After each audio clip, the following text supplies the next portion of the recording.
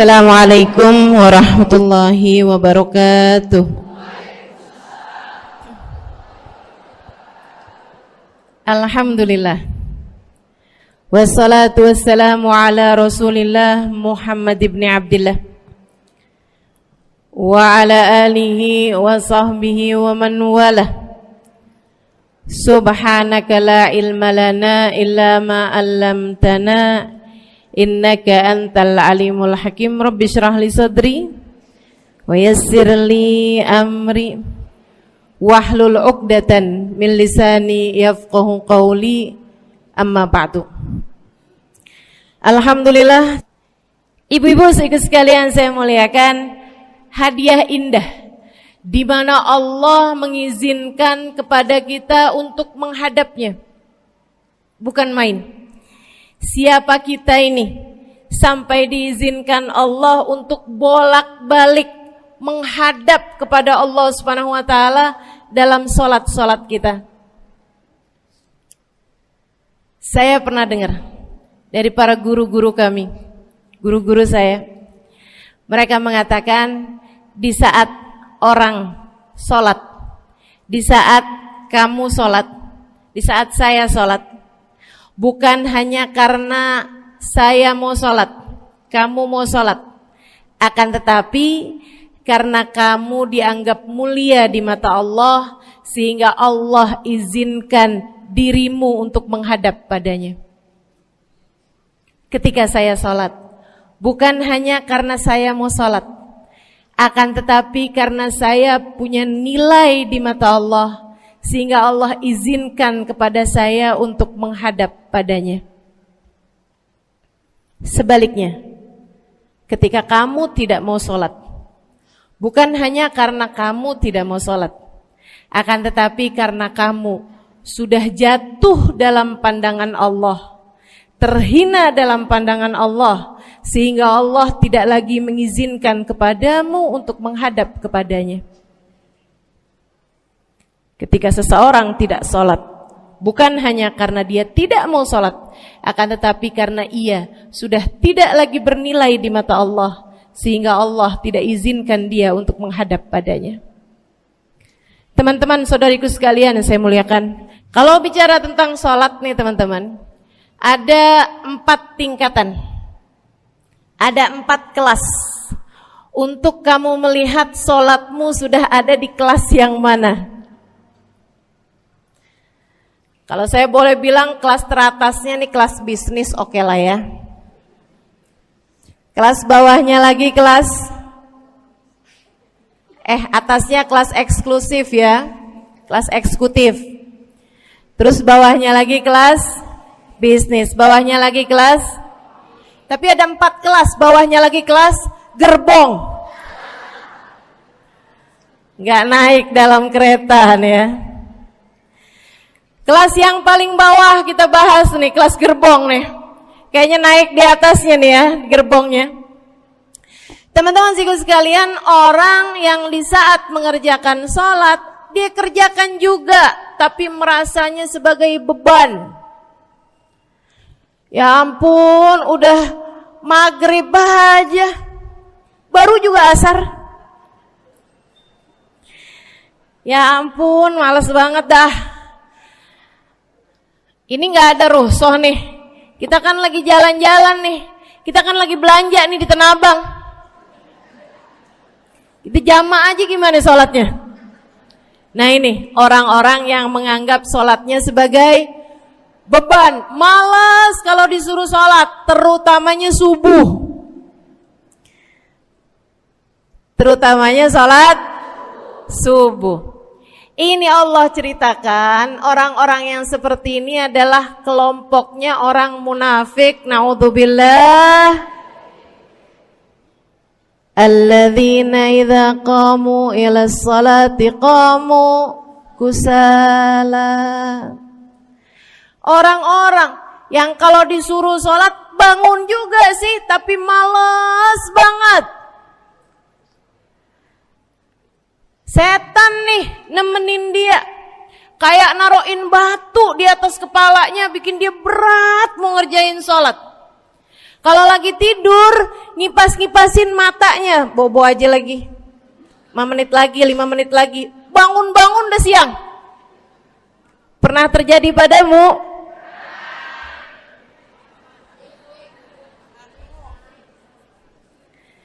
Jemur kunut. Bu, yang dijemur tuh jemuran aja, cucian aja. Jangan sampai jemur kunut. Kunutnya dijemur ya.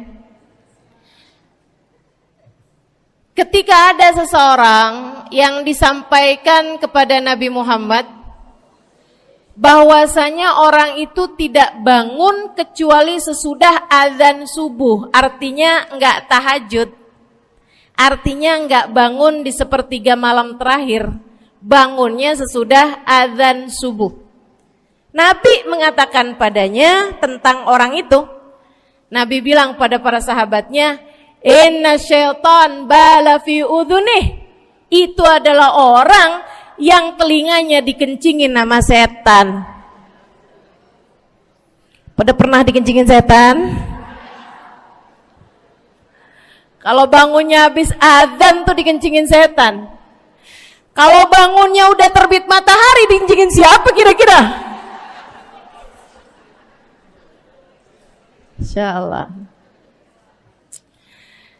Teman-teman saudariku sekalian yang saya muliakan, alladzina idza qamu ila sholati qamu kusala, malas bener kalau diajakin sholat, sampai sebagian sholatnya dikerjakan keluar dari waktunya.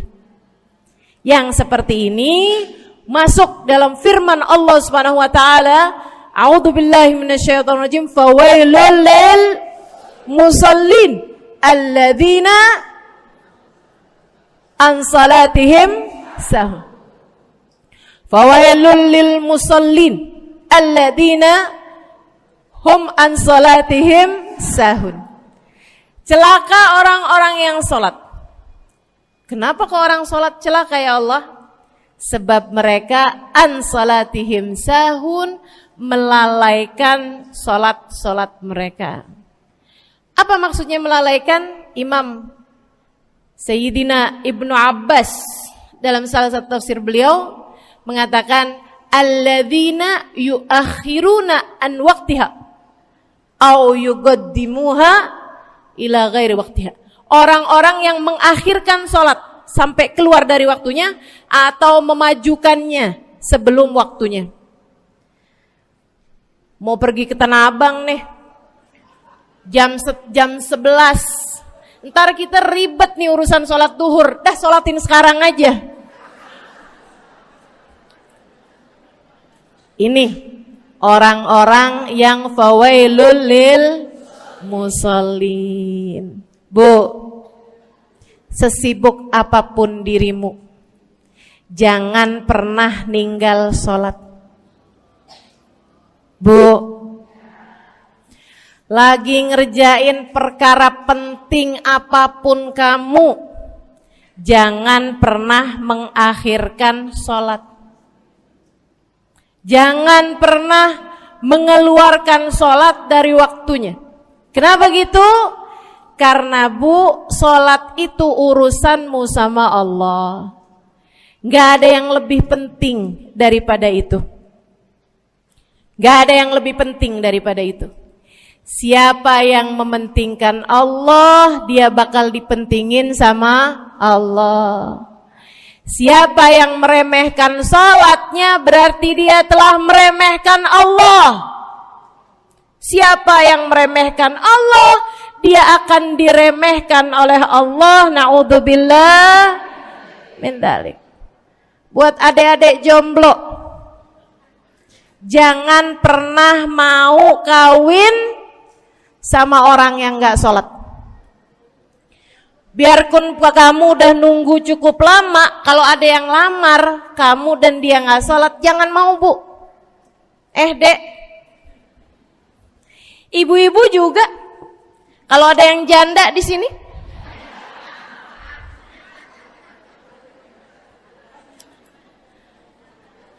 terus ada yang lamar kamu, Walaupun di garasinya ada kijang,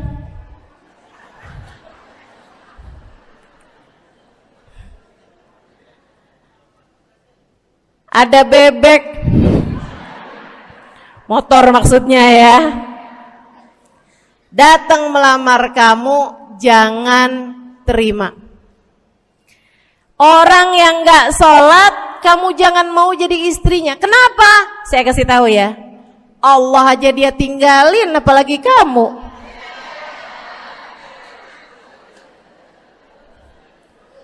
Allah aja dia tinggalin. Siapa yang tidak berguna baginya peringatan Allah, maka tidak akan berguna baginya peringatan dari siapapun.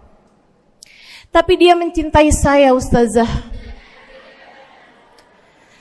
Dia mencintai saya cinta mati katanya. Sekarang tungguin setahun 2 tahun, cintanya hilang, tinggal matinya. Tapi dia mencintai saya luar biasa, Ustazah. Dia tak sanggup hidup tanpa saya. Itu namanya cinta monyet. Tungguin 2 tahun, cintanya hilang, tinggal. Jangan temenan sama orang gak sholat. Dia telah jatuh di mata Allah.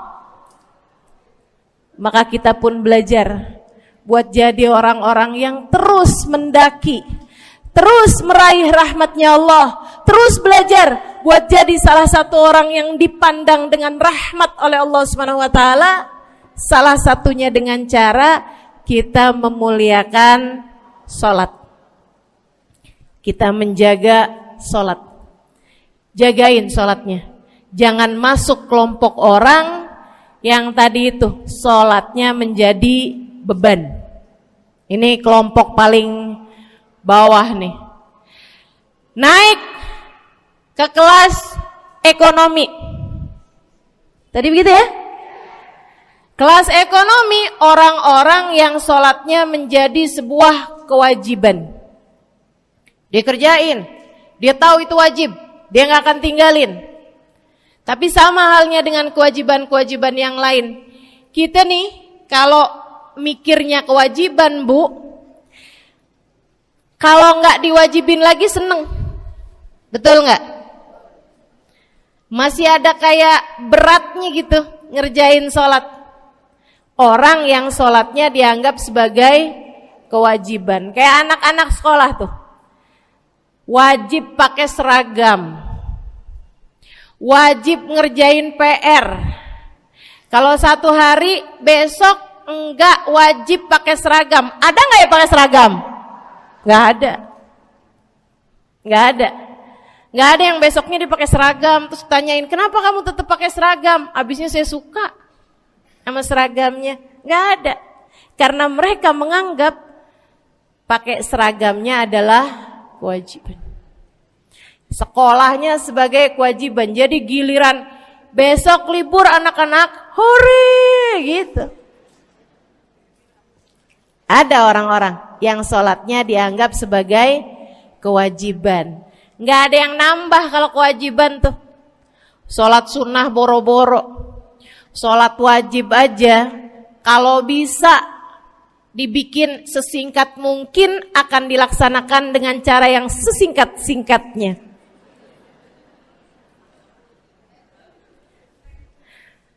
Habis ruku i'tidal sujud cepet bener ya. Malaikat raqib sama malaikat atid nih udah tahu aja kalau dia sholat. Habis ghairil maghdubi alaihim waladdallin. Malaikat atid bilang sama malaikat raqib, kulhu, catat kulhu udah pasti.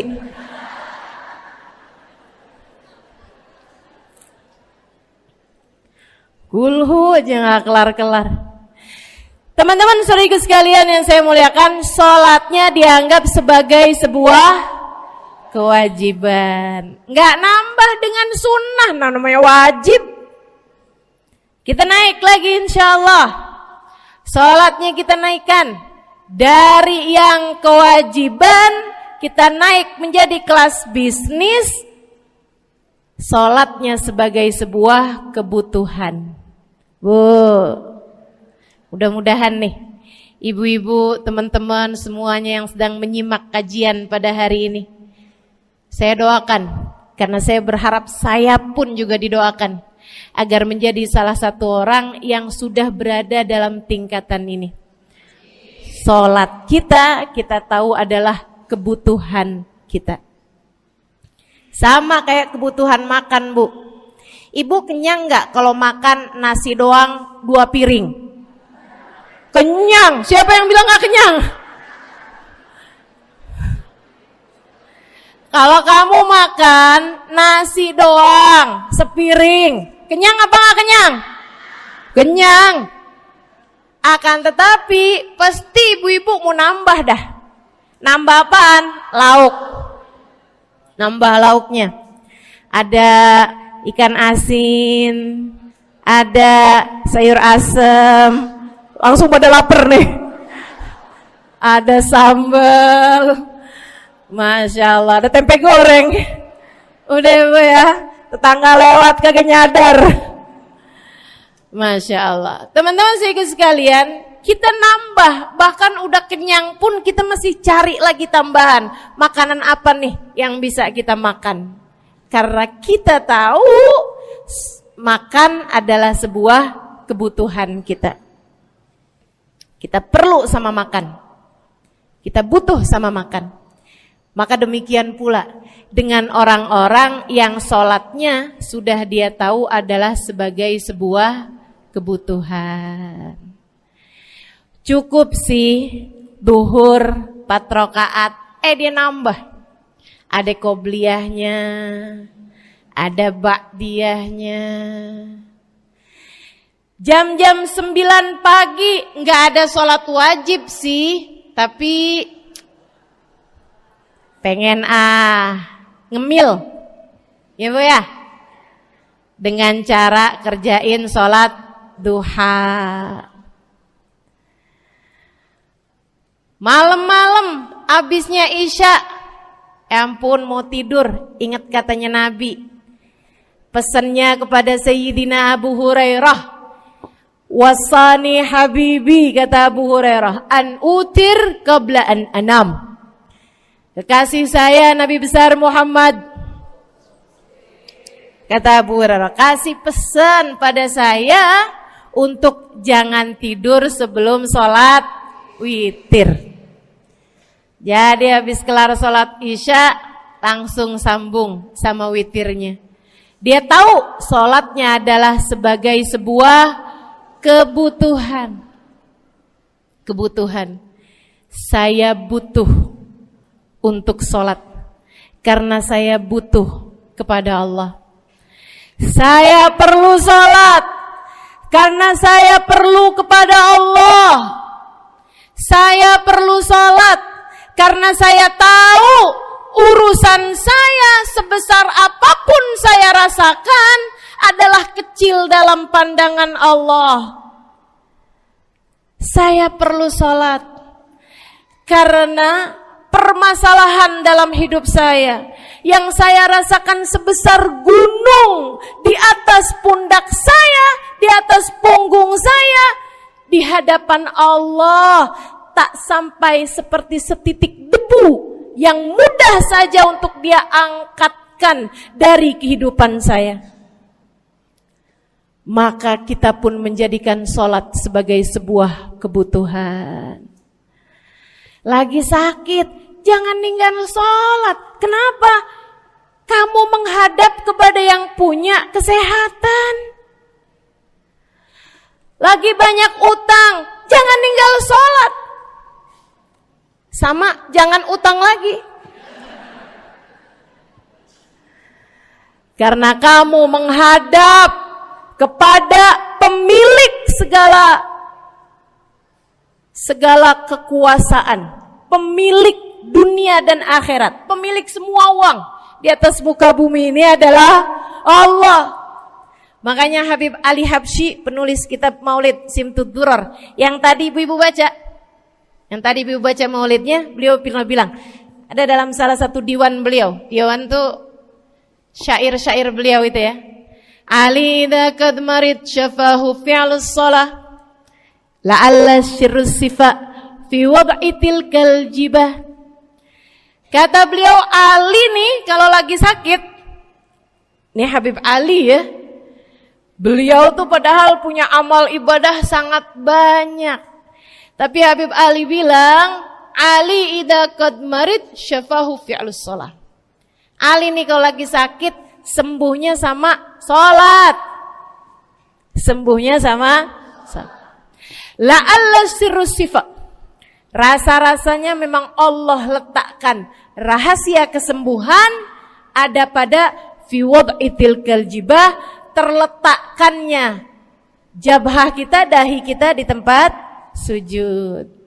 Di sana semua permasalahan-permasalahan dalam hidupmu menjadi ringan.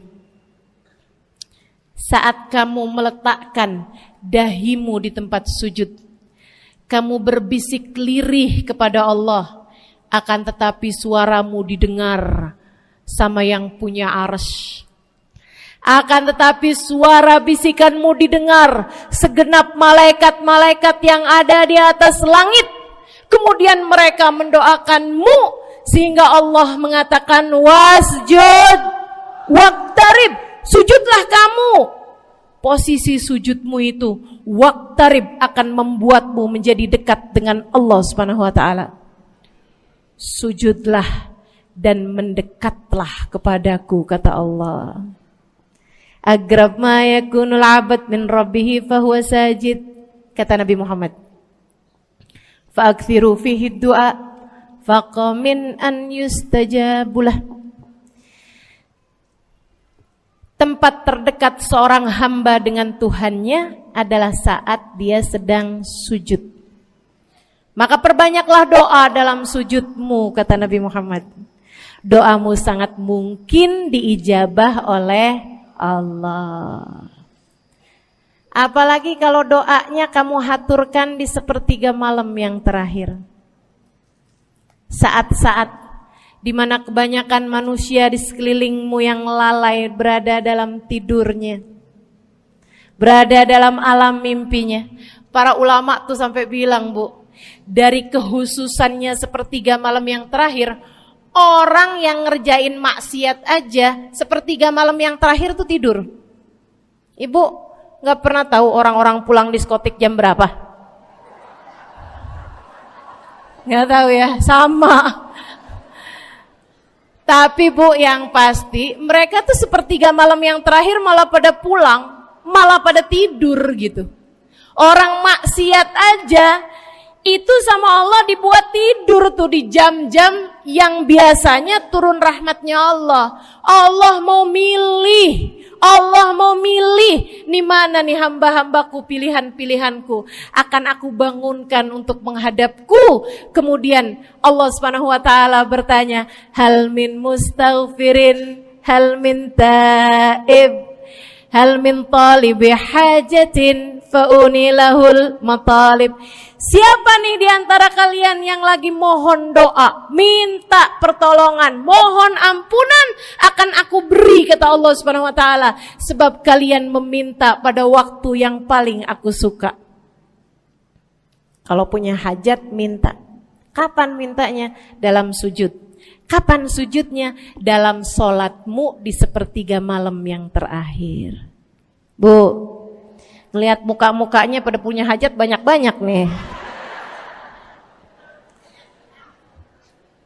Gimana tahajudnya? Mudah-mudahan Allah jadikan kita salah satu di antara mereka yang menyibukkan diri di sepertiga malam yang terakhir, insyaallah. Sampai-sampai Bu ya, saya tinggal lama di kota Hadramut dulu. Orang-orang di Hadramut, orang awamnya, itu kalau mereka punya anak kecil umur 1 tahun, 2 tahun, 3 tahun tuh, punya anak bayi, balita gitu. Kalau mereka bangun di sepertiga malam yang terakhir, mereka akan membangunkan anak-anaknya walaupun buat main. Alasannya 2. Yang pertama, agar mereka terbiasa bangun di jam-jam segitu. Nantinya kalau besarnya mereka jadi udah kebiasaan bangun di jam segitu, gampang ngerjain tahajud. Alasan yang kedua, ibu-ibu sekalian, agar anugerah, karunia, rahmat, pemberian Allah yang Allah turunkan di sepertiga malam yang terakhir, anak-anak mereka pun berhak untuk mendapatkannya karena mereka tidak sedang dalam keadaan tidur dan dalam keadaan berjaga. Kan kebalik orang kita. Anak-anak kita, cucu-cucu kita kalau bangun jam segitu kita tidurin lagi, masih malam nak, masih malam. Mama masih ngantuk nak. Masya Allah. Ibu, saya punya ibunya guru saya. Saya punya guru salah satunya dan yang tercinta di hati saya, Sayyidil Habib Umar bin Hafid. Guru saya.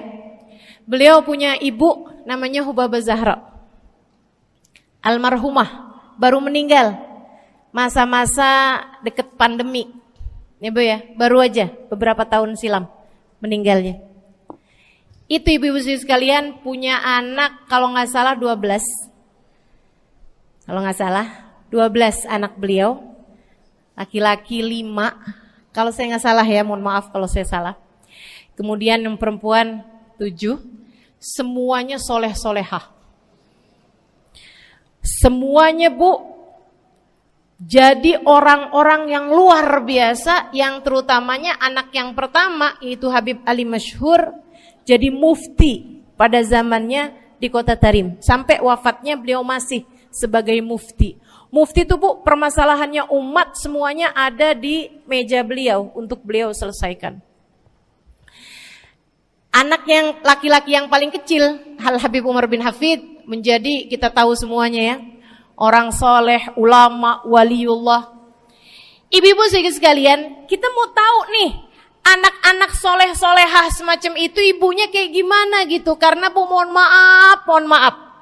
Walaupun memang Nabi Nuh, nabinya udah soleh, anaknya gak soleh. Kan begitu ya? Ada juga sih, tapi secara mayoritasnya Bu, buah jatuhnya tak jauh dari emaknya begitu, anaknya kurang lebih begitu. Anaknya begitu, emaknya biar kita gak lihat, kita udah bisa ngebayangin kayak apa orangnya. Ibu-ibu sekalian, ini anak-anaknya Hubabah Zahra, Masya Allah semuanya. Kita mau tahu ibunya kayak gimana. Satu cerita aja tentang Hubabah Zahra. Ibu-ibu sekalian, anaknya cerita, Hubabah Zahra, Umi, anak perempuannya, dia bilang seumur hidupnya gak pernah ninggal tahajud. Bu, dari awal balik sampai meninggal, tidak pernah meninggalkan tahajud. Jauh banget ya? Sama siapa? Tahajud semalam, seminggu libur. Kelakuan siapa tuh? Hubabah Zahra gak pernah ninggal tahajud kecuali satu malam. Satu malam itu beliau tuh lagi ada hajat besar, maksudnya lagi kayak ada acara pernikahan, kemudian beliau juga kelelahan, kecapean, baru tidurnya juga jam-jam 2, jam-jam mau jelang pagi Bu ya. Kelewatan tahajud. Bangun pas azan subuh. Ibu, beliau bangun dengan gemeteran. Beliau bangun dengan menggigil padahal enggak musim dingin. Beliau bangun, azan, innalillahi wa inna ilaihi rajiun. Azan, astagfirullah, ya Allah, astagfirullah, azan, ya Allah, ampuni Zahra ya Allah, ampuni Zahra ya Allah. Anaknya cerita, hari itu aku tidak pernah melihat ibuku berlelehan air mata sepanjang hari lebih daripada hari tersebut. Hari itu kami melihat ada seorang perempuan berlelehan air mata beristighfar memohon ampun kepada Allah karena satu malam dalam hidupnya beliau meninggalkan tahajudnya, teman-teman. Masya Allah, Masya Allah. Tiap kali makan ingat gitu, ya ampun tadi malam gak tahajud, samihni ya Rab, samihni ya Rab, sampai gak enak makan. Insya Allah, Insya Allah. Mudah-mudahan Allah jadikan keagungan sholat ada dalam hati kita. Sholat kita jadi kebutuhan. Insya naik tingkat eksekutif, teman-teman. Tadi saya ulangin lagi dah, karena ibu-ibu kan suka rada lupaan. Kelas yang paling bawah, kelas apa tadi? Gerbong. Menjadikan sholatnya sebagai beban. Kelas berikutnya menjadikan sholat sebagai kewajiban. Naik lagi menjadikan sholat sebagai kebutuhan. Tingkat terakhirnya ada hamba-hamba tercinta di sisi Allah yang menjadikan sholat mereka sebagai sebuah hiburan dalam hidupnya, hobi dalam hidupnya. Diawali, dicontohkan oleh baginda kita Nabi besar Muhammad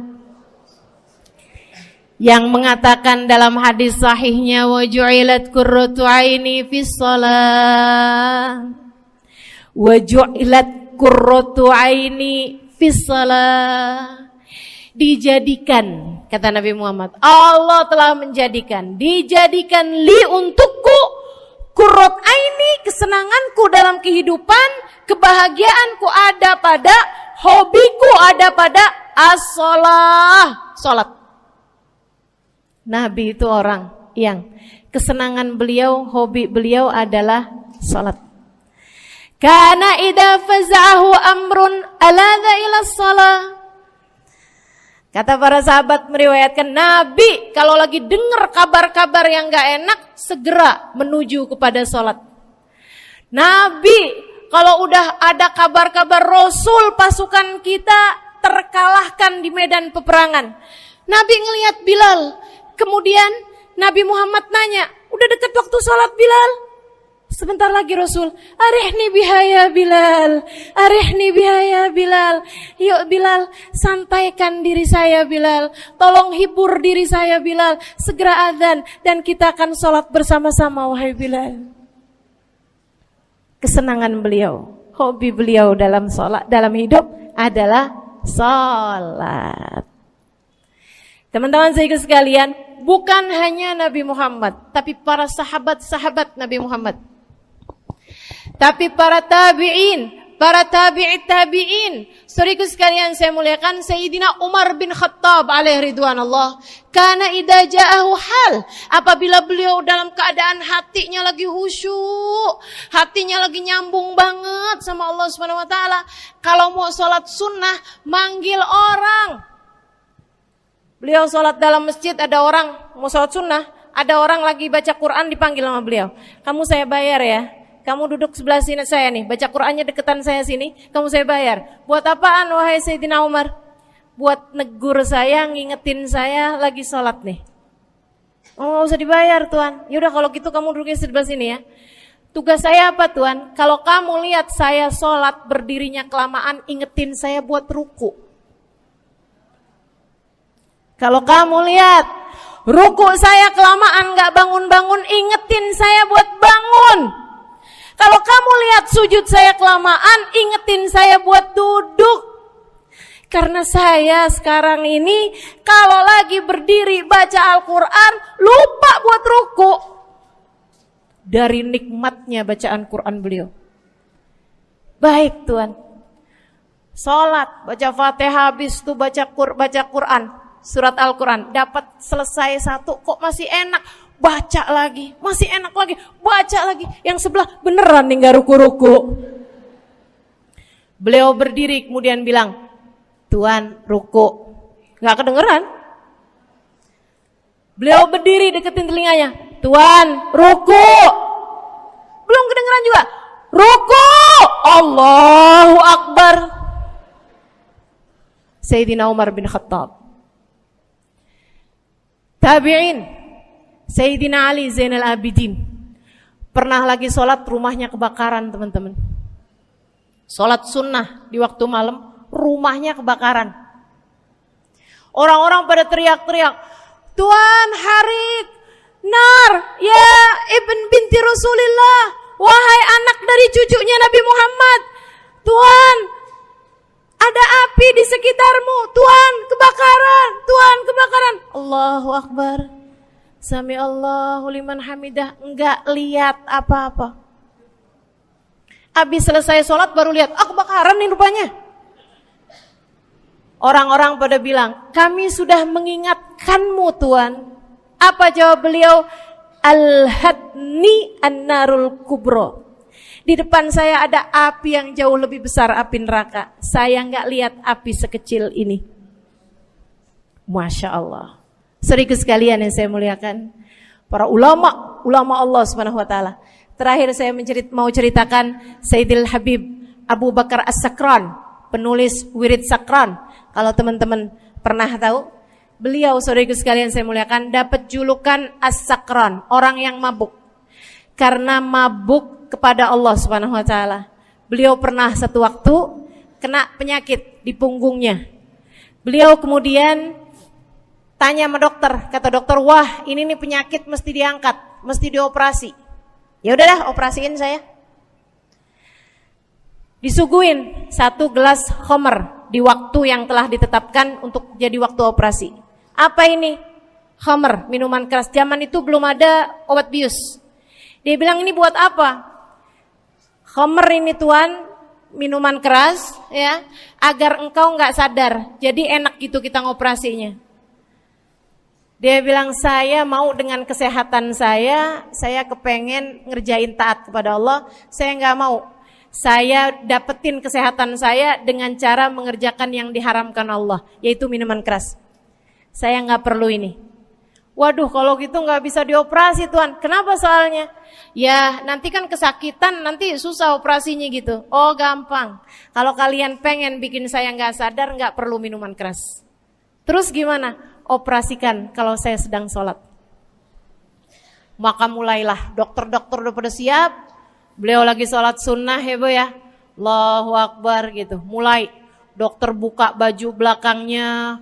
Mulai Bu digunting kulitnya, digergaji tulangnya. Beliau Bu mukanya meringis saja enggak. Beliau ruku, dokternya ikutan nungging. Beliau sujud, dokternya ikutan menunduk juga. Beliau sholat nikmat banget. Sampai beliau selesai dari sholat, beliau nanya sama dokter-dokternya, kenapa gak nurut tadi tuh waktu saya sholat mestinya operasi. Kata dokter, udah selesai Bib dari tadi. Masya Allah. Radiyallahu ta'ala anhum wardahum.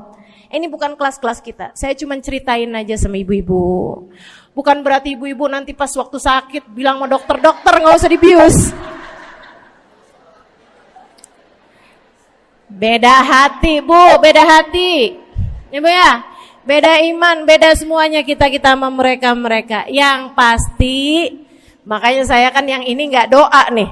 Pas yang kebutuhan tuh baru saya doa. Kenapa? Karena kayaknya tingkatan kita dah Bu ya. Mentok dah, sampai kebutuhan itu dah. Insyaallah, mudah-mudahan Allah jadikan kita orang yang menjaga salat insyaallah. Rabbi ij'alni muqimas shalah wa min dzurriyyati amin. Rabbi ij'alni muqimas shalah wa min dzurriyyati amin. Rabbi ij'alna muqimis shalah wa min dzurriyyatina rabbana wa taqabbal du'a. Ala hadhihi niyyah bikun niyyah salihah ila hadratin nabi al-fatihah. Syaitanir rajim. Bismillahirrahmanirrahim. Alhamdulillahirabbil alamin. Ar-Rahmanir-Rahim Maliki Yaumiddin. Iyyaka na'budu wa iyyaka nasta'in. Ihdinas siratal mustaqim, siratal ladzina an'amta 'alaihim ghairil maghdubi 'alaihim waladdallin. Amin. Taqabbalallahu minna wa minkum, taqabbal ya karim. Sama-sama kita hormati, kita sayangi segenap keluarga besar dari Majelis Ta'lim Raudhatul Aliyah di bawah pimpinan Ibu Ayu Komaladewi Kita doakan semoga beliau beserta segenap keluarganya senantiasa dalam limpahan rahmat ridha Allah Subhanahu wa taala. Juga kita doakan Ustazah Nabilah Al-Haddad sebagai pengasuh di majelis ta'lim ini, sebagai pimpinan di majelis ta'lim ini, Bu Ayu dan Ustazah Nabilah sekeluarga semuanya insyaallah senantiasa dalam pandangan kasih sayang Allah SWT. Panjangkan umurnya, disehatkan badannya, dimudahkan urusannya, kabulkan hajatnya, semakin dicinta Allah SWT dan Rasulnya. Para ustadzah, para hubabah, para syarifah, para pimpinan pondok pesantren, para pimpinan majelis ta'lim, yang mudah-mudahan semuanya dalam limpahan rahmat ridha Allah SWT, serta tentu saja semua yang hadir di majelis ini, baik ibu-ibu, kakak-kakak, adik-adik, anak-anak, yang mudah-mudahan semuanya dirahmati Allah, disayang Allah, dibahagiakan Allah, diistiqomahkan jalannya menuju ridha Allah Subhanahu wa taala insyaallah, diistiqomahkan jalannya menuju surga Allah Subhanahu wa taala. Amin ya rabbal alamin. Qul amantu billah thumma istaqim, kata Nabi Muhammad sallallahu alaihi wasallam kepada seorang pemuda yang meminta nasihat, ya Rasulullah ausini, wahai Rasul tolong nasihati aku. Kita kalau ketemu orang mulia jangan minta duit, Bu. Kita kalau datang ketemu sama orang-orang yang kita tahu doanya mustajab, sangat soleh, hidupnya baik, apalagi jika dia adalah kekasih-kekasih Allah Subhanahu wa taala. Kamu kalau berjumpa dengan ulama, jangan minta sesuatu yang duniawi. Tirulah para sahabat ketika berjumpa dengan Nabi Muhammad. Biasanya mereka meminta satu dari dua hal. Yang pertama, mereka minta doa. Ida'ili ya Rasulullah, doakan aku wahai Rasul. Ibu juga gitu. Kalau ketemu sama ulama, ketemu orang soleh, ketemu kiai, ketemu habib yang kita tahu doanya mustajab, bertemu hubabah, mintalah doa. Tapi jangan hanya sekedar urusan doa duniawi, Bu. Doa duniawi itu yang gimana Ustazah? Doa yang kalau diijabah nggak akan manfaat begitu kamu masuk dalam alam kubur. Itu namanya doa duniawi. Ustazah, doakan saya biar saya cepat kebeli rumah. Bu, kalau mati rumahnya dibawa gak? Ustazah, doakan saya kepengen beli HP baru. Dibawa gak HP-nya? Enggak. Itu namanya doa duniawi.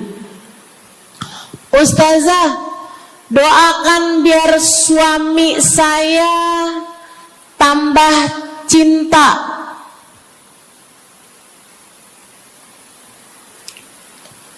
Kalau mati suaminya dibawa gak Bu? Walaupun kamu mau, dia gak bakalan mau Bu.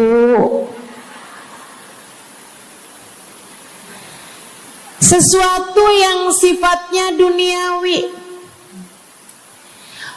Ustazah, doakan biar anak saya soleh. Duniawi apa bukan? Bukan. Sebab kesolehan anak akan jadi tambahan bekal bagimu ketika kamu masuk dalam alam kubur. Jadi nggak boleh nih ustazah doa urusan duniawi atau minta didoakan urusan-urusan duniawi. Boleh, tapi jangan cuma itu. Nanti takutnya kamu nyesel. Kalau selama di dunia kamu doanya hanya untuk urusan dunia, takutnya begitu masuk dalam kuburan sudah tidak ada lagi doa yang akan Allah ijabah untukmu ketika kamu ada dalam alam kubur nanti. Sayang-sayang. Jadi kalau doa, prioritaskan urusan akhirat. Insya saya berasa banget jadi orang yang sering dimintain doa sekaligus juga sering minta doa. Saya kalau ketemu orang soleh, ketemu habaib, ketemu hubabah, saya akan minta doa, nggak pernah minta duit saya.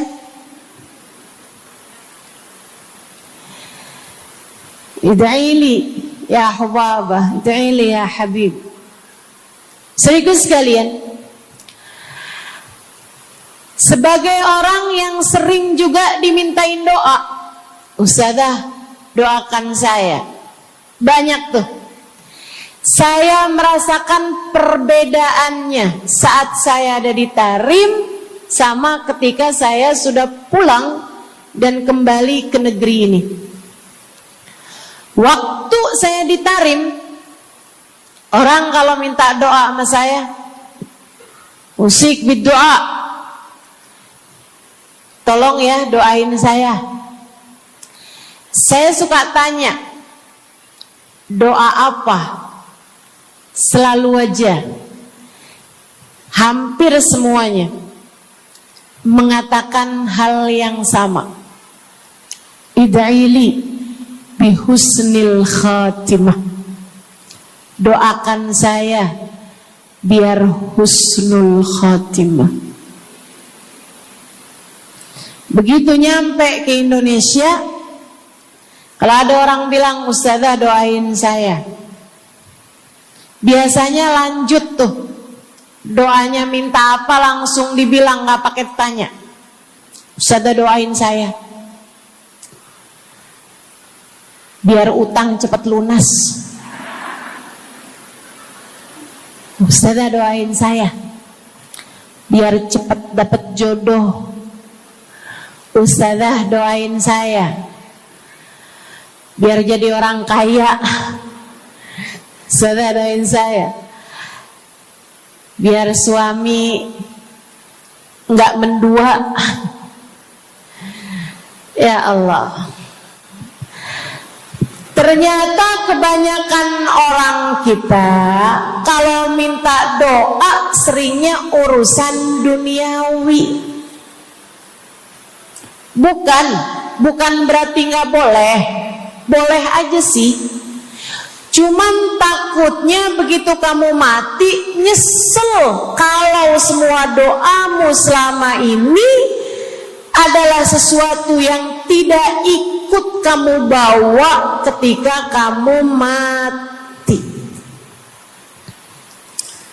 Kalau kita lihat para sahabat ketika mereka berjumpa dengan Nabi Muhammad, selalu saja banyak di antara mereka yang minta doa.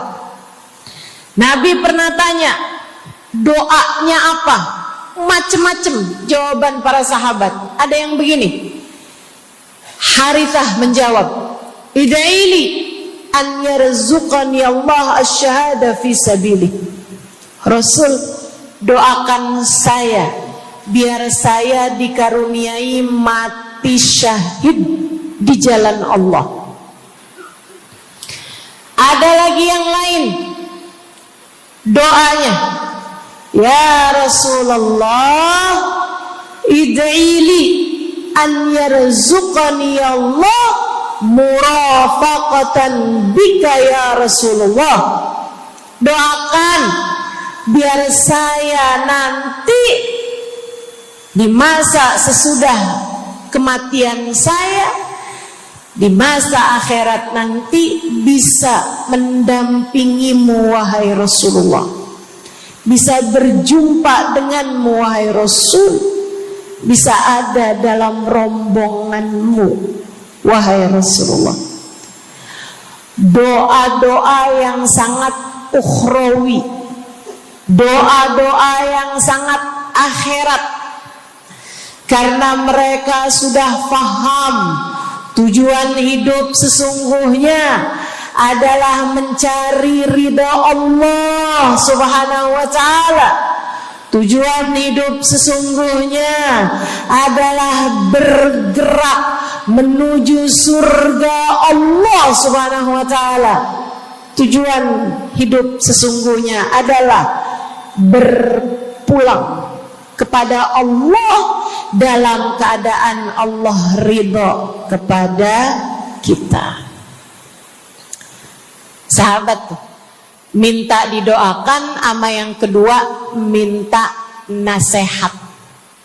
Kita juga nyontoh, kalau ketemu orang soleh, kalau ketemu ulama, kalau ketemu habaib, ketemu kiai, ketemu bunyai, ketemu khubabah, ketemu ustadzah, ketemu ustadz, minta nasihat.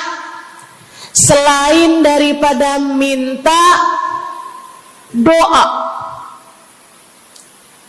mintalah nasihat. Hal ini dicontohkan oleh para sahabat kepada Nabi Muhammad. Datang seorang pemuda berjumpa Nabi Muhammad sallallahu alaihi wasallam. Kemudian bertanya, ya Rasulullah, ausini, wahai Rasulullah, berikanlah nasihat kepadaku ini. Nabi Muhammad tersenyum, senang, bangga, karena mengerti bahwa umatnya faham apa yang harus diminta dari nabinya. Nabi berkata kepadanya, "Qul amantu billah tsumma istaqim." Kata Nabi Muhammad, ucapkanlah, aku beriman kepada Allah, kemudian istiqomahlah kamu di jalan Allah. Nasihat Nabi Muhammad buat pemuda tersebut, nasihat Nabi Muhammad buat pemuda-pemuda umatnya sepanjang zaman, nasihat Nabi Muhammad buat umatnya baik yang muda maupun yang tua, baik laki-laki maupun perempuan, baik yang pintar maupun yang kurang pintar. Semua umatnya dinasehati sama Nabi Muhammad.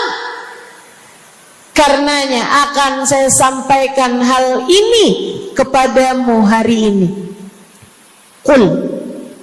Quli, ucapkanlah, amantu billah, aku beriman kepada Allah. Tsumastaqimi, kemudian istiqomahlah kamu, wahai saudariku, di jalan Allah. Katakanlah, aku beriman kepada Allah. Kemudian istiqomahlah. Istiqomahlah.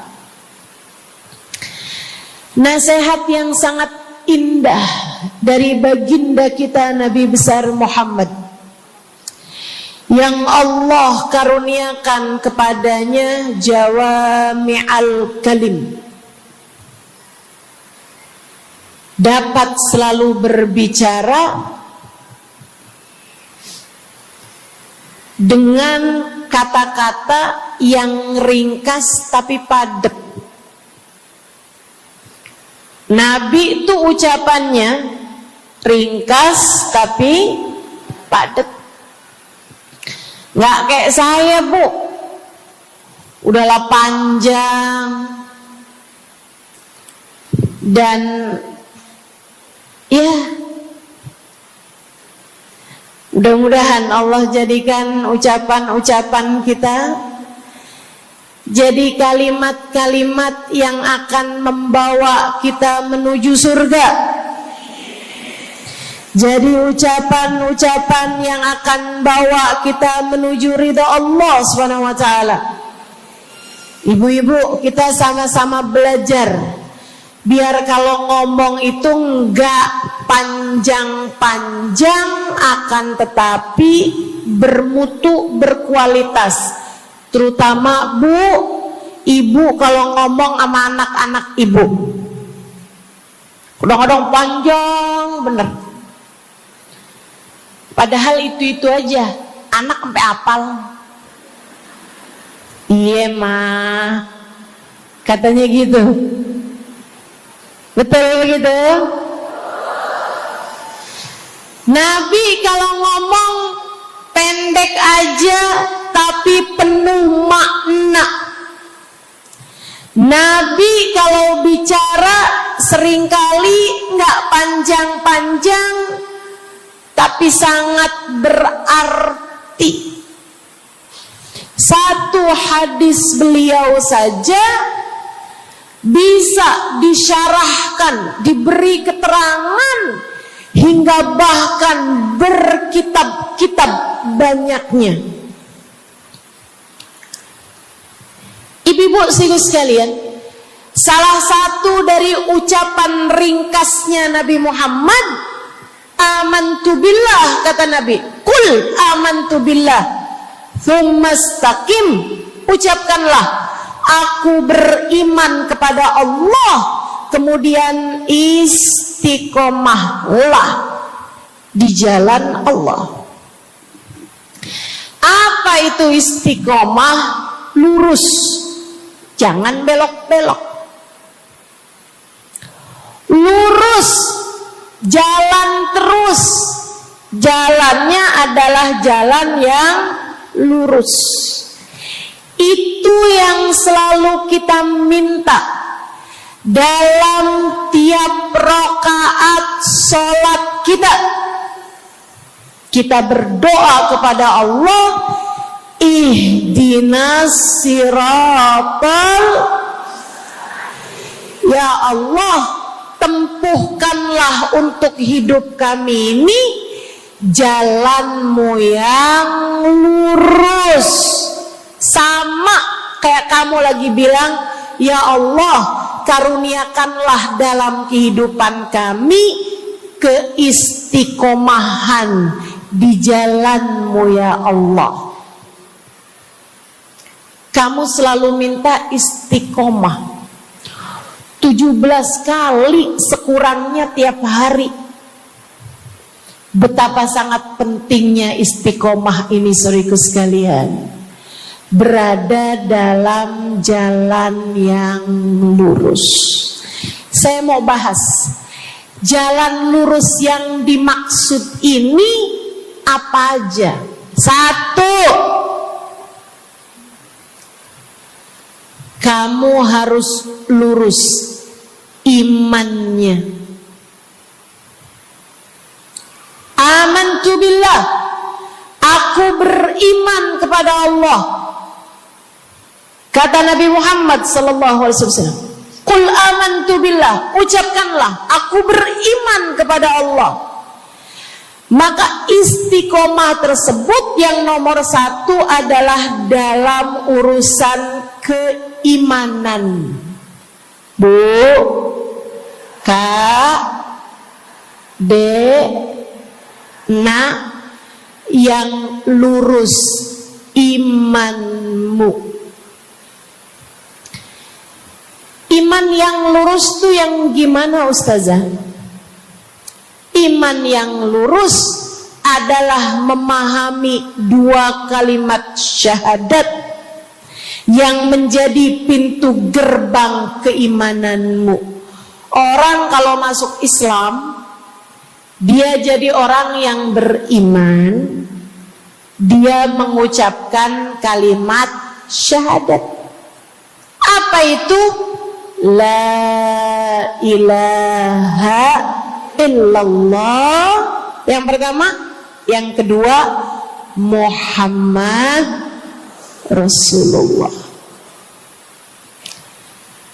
Tidak ada Tuhan selain Allah. Itu harus kamu miliki dalam hatimu secara lurus, istiqomah. Gak ada Tuhan selain Allah. Jangan hari ini Tuhannya Allah, besoknya Tuhannya duit. Apapun aja yang disuruh sama duit, yang ada duitnya, yang haram-haram pun diterjang. Lah kenapa begitu? Saudaraku sekalian, qul amantu billah, ucapkan, aku beriman kepada Allah, aku faham arti la ilaha illallah. Tidak ada Tuhan selain Allah. Tidak ada yang mengatur kehidupan selain Allah. Tidak ada yang memberi rezeki selain Allah. Maka berimanlah kepada Allah. Kalau ada istri bilang sama suaminya, kalau kamu nanti pulang bawa duit, ahlan wa sahlan, selamat datang. Tapi kalau kamu pulang nanti nggak bawa duit, silakan tidur di luar.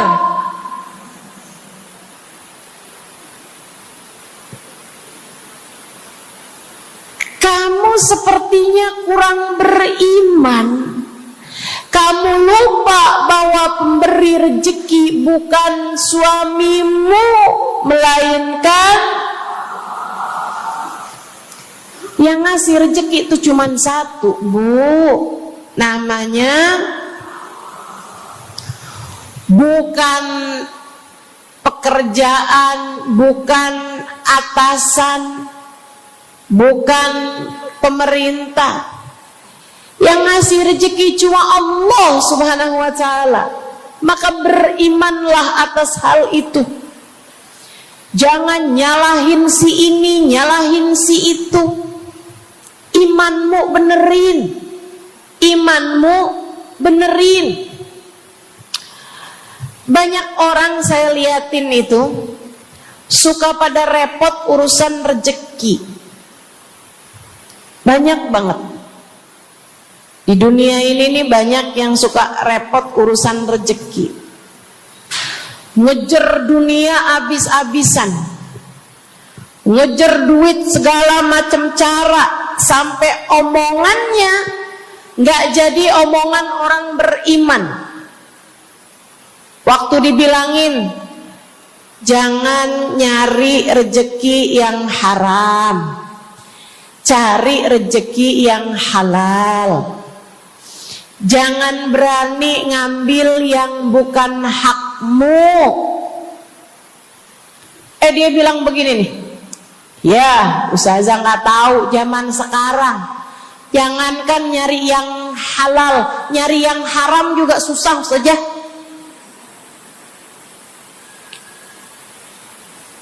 Itu omongan orang nggak beriman. Kamu mesti ngerti dulu, kalau yang kamu minta adalah urusan rezeki, dengerin.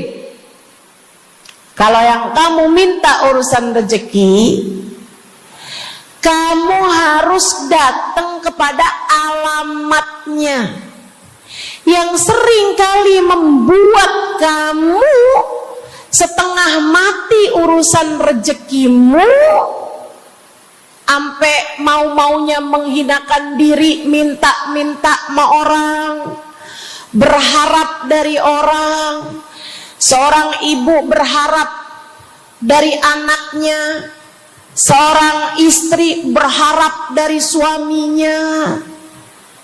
Saudariku sekalian, yang sering kali membuat kamu tersiksa urusan rezeki adalah karena kamu salah alamat. Kamu salah alamat. Kamu sedang tersesat jalan. Kamu sedang salah arah. Makanya jadinya kemana-mana kamu nggak nemu. Orang alamatnya aja salah. Ini kalau kamu mau ke Kubah Mas, tapi kamu perginya ke Taman Mini, nyampe apa nggak nyampe? Dapat apa enggak majelisnya? Nggak dapat. Kenapa? Salah alamat. Yang dicari Kubah Mas, kamu perginya ke Keong Mas. Nggak nyampe, nggak dapat. Saya kasih tahu padamu, alamat rezekimu ada pada Allah. Alamat rezekimu ada pada Allah. Alamat rezekimu ada pada Allah. Maka berimanlah kepadanya, fahamilah arti la ilaha illallah. Tidak ada Tuhan kecuali Allah. Gak ada yang ngasih rezeki selain kamu. Lagi sakit, kamu mau nyari obat, saya kasih tahu alamat obatmu. Alamat yang bisa menyembuhkanmu hanya satu, namanya urusan rezeki. Allah sudah bilang, huwar razzaq dzul quwwatil matin. Allah lah satu sang pemberi rezeki. Allah lah satu sang pemilik kekuatan sejati. Jadi kamu kalau mau nyari rezeki, datanglah ke alamatnya, datanglah kepada Allah. Kamu lagi mau nyari kesehatan, jangan salah alamat. Datanglah kepada sang pemilik kesehatan. Alamatnya yaitu Allah yang telah mengatakan, fa idza maridtu fa huwa yashfin. Katanya Nabi Allah Ibrahim, apabila saya sakit, maka hanya Allah lah yang maha menyembuhkan. Berarti nggak boleh pergi ke dokter gitu Ustazah? Silahkan pergi ke dokter, pergi ke apotik,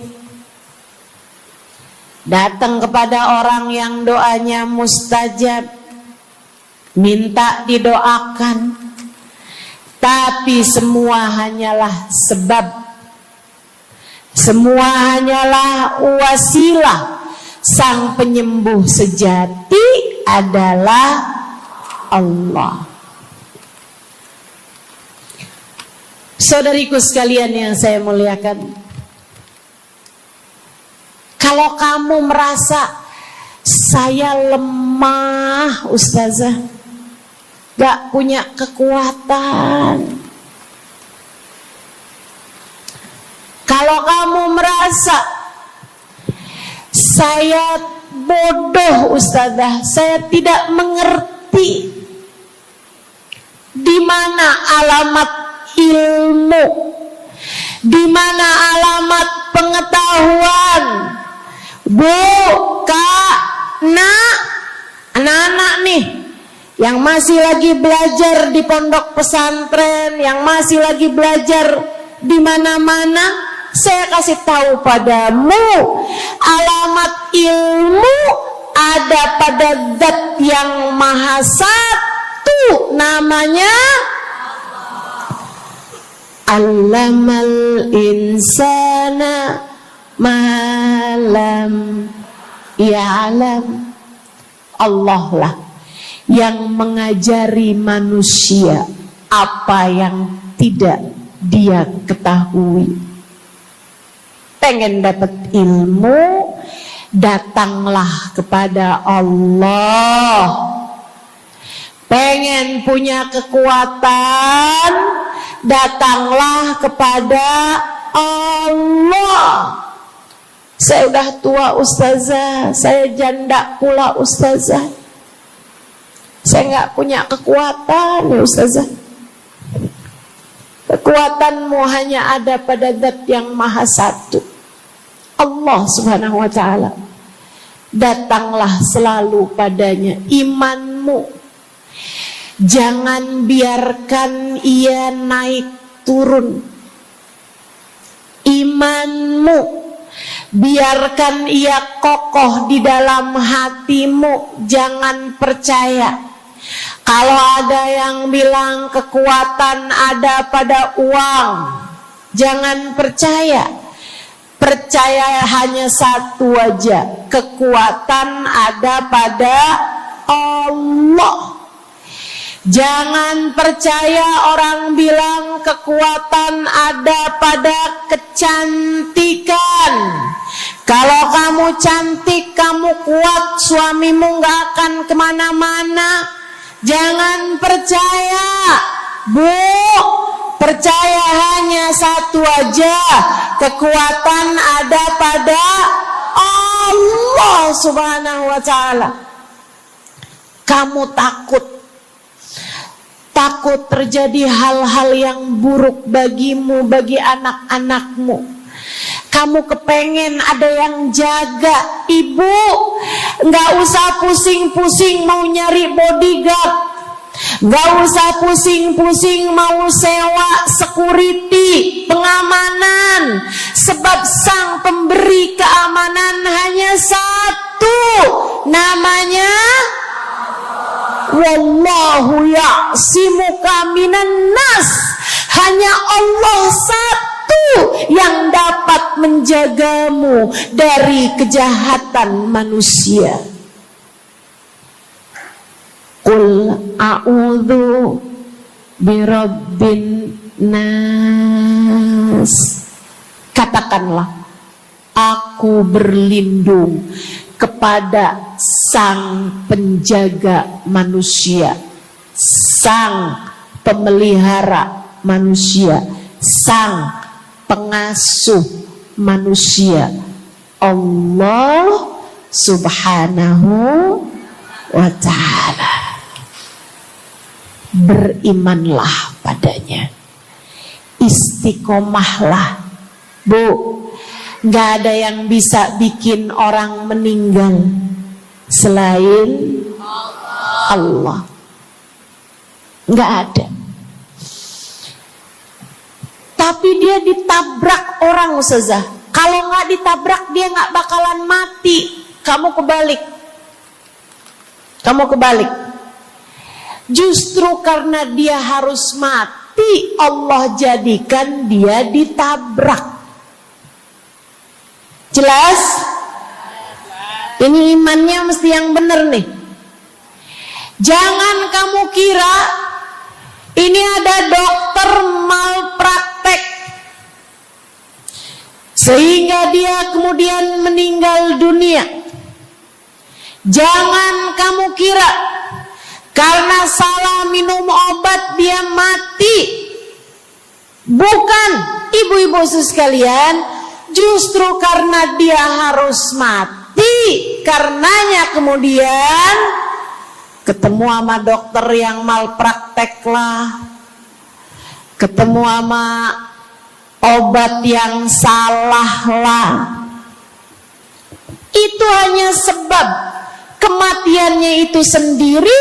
Allah udah bilang, idza jaa ajaluhum la yastakhiruna sa'atan wa la yastaqdimun. Apabila datang ajal seseorang, gak ada siapapun yang bisa memajukan barang semenit pun, gak ada yang bisa memundurkan meski sesaat sekalipun. Gak ada. Emang udah kepastiannya. Waktunya mati ya mati, Bu. Gak ada yang bisa menghidupkan, sekaligus tidak ada yang bisa mematikan selain Allah. Itu artinya istiqomah dalam iman. Tapi tunggu dulu, sebelum saya lanjutkan istiqomah yang lain. Selain beriman kepada Allah, kamu juga harus beriman kepada Nabi Muhammad. Kamu harus beriman kepada Nabi Muhammad. Beriman bahwa beliau adalah, a'udzubillahi minasyaitonirrajim, qul innama ana basyarum mithlukum yuha ilayya. Dua-duanya harus seimbang. Innama ana basyarum mithlukum, tapi juga yuha ilayya. Katakanlah wahai Nabi Muhammad, aku adalah seorang manusia seperti kalian. Saya punya badan, saya punya perasaan. Kalau nggak makan-makan saya lapar. Kalau habis makan nggak minum saya haus. Kalau beberapa hari saya nggak tidur, saya ngantuk. Qul innama ana basyarun. Sampaikan kepada manusia, aku adalah seorang manusia seperti kalian juga. Ama anak cinta, lama nggak ketemu sama istri, kangen. Katakan wahai Nabi Muhammad, ana basyarum mithlukum, saya manusia seperti kalian juga. Kalau ada yang disayang kemudian meninggal, sedih. Karena Nabi adalah seorang manusia.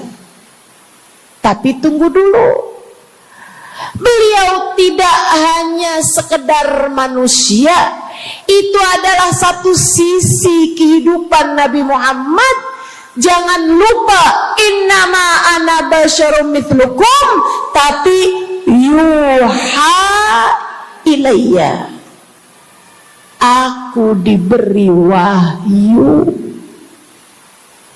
aku hamba wahyu, aku berbincang-bincang dengan Allah, kalian tidak. Aku berbicara langsung dengan Allah, kata Nabi Muhammad, kalian tidak. Aku dituruni malaikat Jibril, kalian tidak. Aku diberi wahyu Al-Quran 30 juz, kalian tidak barang seayat pun. Nih, kalau saya perhatikan, imannya umat manusia yang beriman kepada Allah sekalipun menjadi cacat ketika tidak beriman kepada Nabi Muhammad. Lihatin, mohon maaf, orang Yahudi beriman kepada Allah. Kamu kalau nanya sama orang Yahudi, Tuhanmu siapa? Allah. Tapi mereka enggak beriman kepada Nabi Muhammad. Apakah mereka disebut orang yang beriman? Tidak. Orang Nasrani, apakah mereka beriman kepada Allah? Iya. Tapi apakah mereka beriman kepada Nabi Muhammad? Tidak. Apakah mereka beriman? Tidak. Bahkan umat Islam ada yang mempercayai sesudah Nabi Muhammad ada nabi yang lain, namanya Mirza Ghulam Ahmad, sehingga mereka menyebut agama mereka Islam, tapi agama Islamnya pakai ada kelanjutannya, Islam Ahmadiyah. Apakah mereka beriman? Tidak. Sebab syarat iman selain la ilaha illallah juga ada Muhammad Rasulullah. Bahkan Bu, ada banyak di antara kita orang-orang yang iman kepada Allah luar biasa, tapi kalau urusan kepada Nabi Muhammad, kalau lagi diceritain Isra Mi'raj, dia bilang Nabi Muhammad tuh gak usahlah segitu amat diperayakan Isra Mi'rajnya. Nabi Muhammad tuh Isra Mi'raj cuman sekedar ruhnya aja, badannya nggak pakai Isra Mi'raj. Jadi Nabi itu orang ngelihatnya kayak tidur aja, ruhnya aja yang melayang-layang. Isra Mi'raj bener, tapi ruhnya aja, badannya nggak pakai pergi. Jadi kalian nggak usah berlebih-lebihan sama Isra Mi'raj. Oh kenapa gitu? Kamu gak percaya sama Isra Mi'raj, sama badan-badannya Nabi sekalian, kamu gak percaya. Kenapa? Ya karena itu gak masuk akal. Manusia kan gak bisa kayak gitu. Nabi Muhammad kan manusia.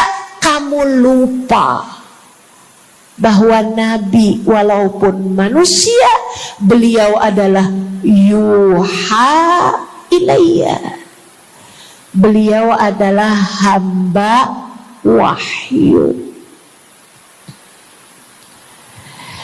Ketika diceritakan tentang mukjizatnya Nabi Muhammad yang bisa memperbanyak makanan, bahkan ada ghazal, ada rusa yang berbicara dengan Nabi Muhammad, ada unta yang sujud kepada Nabi Muhammad, ada pohon yang datang kepada Nabi Muhammad dengan mencabut akarnya, kemudian berjalan dengan akarnya menuju Nabi Muhammad. Ketika dipanggil, kemudian sujud pohon tersebut kepada Nabi Muhammad sallallahu alaihi wasallam dan bertanya, "Mengapa engkau memanggilku wahai Nabi?" Dia nggak percaya, nggak masuk di akal. Itu hanyalah dongeng. Kita bilang tapi hadisnya sahih. Riwayatnya Ibnu Mas'ud yang menceritakan hal itu, hingga bahkan Sahibul Burda menuliskannya. Katanya Sahibul Burda Al-Imamul Busiri, Ja'at lidakwatihil asjaru sajibatan tamshi ilaihi ala saqin bila qadami. Datang ketika dipanggil sama Nabi Muhammad pepohonan. Mereka datang dengan, mereka berjalan dengan akar-akar mereka, kemudian sujud di hadapan Nabi Muhammad. Ini tentang iman. Mereka nggak percaya. Mereka ngakunya paling beriman. Mereka ngakunya paling lurus imannya. Tapi kenapa kalau mengenai Nabi Muhammad kamu menjadi timpang? Ketika melihat orang ramai-ramai bersolawat kepada Nabi Muhammad, mereka kegerahan. Ketika melihat orang-orang ramai datang ke majelis-majelis maulid, merayakan, bergembira atas lahirnya Nabi Muhammad, mereka kegerahan sampai mereka bikin GAM. Apaan tuh? Gerakan anti maulid. Oh, ada lagi mereka menyebut diri mereka GAS. Apaan tuh? Saya tanya. Gerakan anti solawat lah. Kenapa kamu kegerahan sama Nabi Muhammad? Hah? Kenapa kamu ngerasa kayak takut banget umat begitu cinta sama Nabi Muhammad? Ada apa denganmu? Kamu lupa Nabi Muhammad memang manusia, tapi qul innama ana basyarum mithlukum yuha ilayya. Jangan pernah pisahkan Nabi. Meskipun beliau seorang manusia seperti kita, tapi beliau adalah hamba wahyu. Beliau adalah hamba wahyu. Kamu gerah banget orang bersolawat sama Nabi Muhammad. Ada masalah apa sama kamu? Kamu gerah banget orang baca maulid Nabi Muhammad. Bahkan ada orang-orang yang ngaku paling Islam, tapi gerah banget ngelihat orang berziarah ke makam Nabi Muhammad. Ada masalah apa sama kamu? Yang bermasalah bukan kami umat Nabi Muhammad. Yang bermasalah adalah imanmu. Sebab ketika kita diminta beriman kepada Nabi Muhammad, jangan hanya fokus kepada kemanusiaan Nabi Muhammad, fokuslah pula kepada beliau sebagai hamba wahyu. Saudaraku sekalian yang saya muliakan, istiqomah dalam iman. Beriman kepada Allah, beriman kepada Rasulullah. Cinta kepada Allah, cinta kepada Rasulullah. Cinta kepada Rasulullah, cinta kepada keluarga Rasulullah, cinta kepada sahabat Rasulullah, dan istiqomahlah dalam cinta tersebut. Jadi istiqomah menuju ridha Allah yang pertama adalah istiqomah dalam iman. Yang kedua, istiqomah dalam taat. Bu, Kak, istiqomah dalam taat. Kamu disuruh sholat,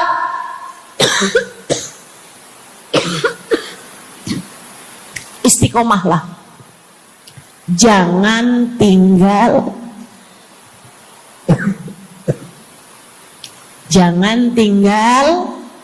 sholat.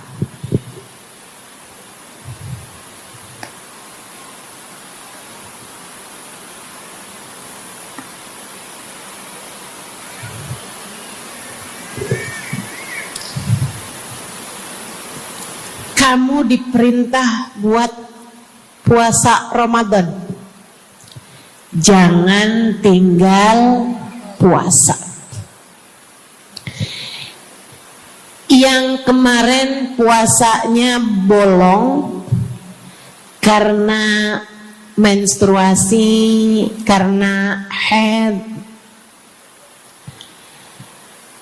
karena nifas misalnya, kamu wajib untuk bayar hutang puasa di hari-hari yang seperti ini. Jangan sampai hutang kamu nggak dibayar. Kadang-kadang sampai Syakban belum lunas juga. Pas ditanya, kamu kok nggak bayar-bayar utangnya tuh? Abisnya nggak ada yang nagih. Kamu minta siapa yang nagih? Israel. Jangan sampai datang malaikat Israel mencabut nyawamu, sementara kamu masih punya hutang puasa yang belum kamu lunasi. Kamu diperintah Allah buat taat. Istiqomahlah dalam jalan taatmu. Jangan tinggal perintah Allah. Dek, kalau kamu dilamar sama laki-laki yang gak sholat, jangan mau. Tapi dia baik, Ustazah. Baik menurut siapa? Dek, orang ninggal sholat artinya dia ninggal Allah. Saya bilangin, kalau Allah aja dia tinggal, apalagi kamu. Dia bilang dia gak bakal ninggalin saya, Ustazah, karena katanya dia gak sanggup hidup tanpa saya. Dek, jangan percaya. Jangan percaya. Allah aja dia tinggalin loh, apalagi kamu. Apalagi kamu. Orang yang, kata para ulama nih Bu, Dek, orang yang peringatan Allah tidak bermanfaat padanya, dia tidak akan bermanfaat dengan peringatan siapapun. Kalau lagi cinta sih dia bisa ngomong apa aja. Tapi percayalah, yang bisa ninggal Allah, dia bisa ninggal siapapun. Istiqomahlah di jalan Allah. Istiqomah di jalan Allah. Jangan berani ninggal Allah. Jangan berani ninggal salat. Jangan berani ninggal ibadah. Kenapa gitu Ustazah? Karena yang pegang nasib kamu Allah. Ini nasihat abah saya yang akan saya pegang sampai kapanpun. Abah saya pernah pulang-pulang dari kerjanya, dia cerita, abah tadi ketemu sama orang yang dulu abah pengen jadi kayak dia.